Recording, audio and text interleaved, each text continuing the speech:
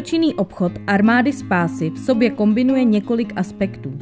Část darů od individuálních nebo firemních dárců můžeme dát k prodeji v dobročinném obchodu a získat tak některé důležité finanční prostředky pro jeho provoz a další aktivity organizace.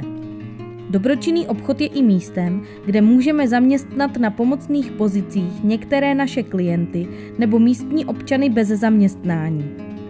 Obchod je provázán i na další pracovní aktivity klientů našich sociálních služeb, kteří jsou zapojeni na údržbě a obnově nemovitostí, úklidu pozemku i veřejného okolí.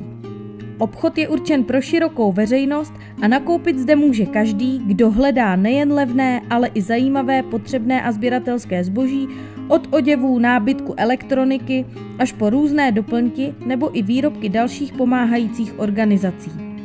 Vašimi dary nám pomáháte, protože jejich prodejem nabídneme lidem dostupné zboží a zároveň jeho financemi získáváme další prostředky pro udržení a rozvoj naší práce.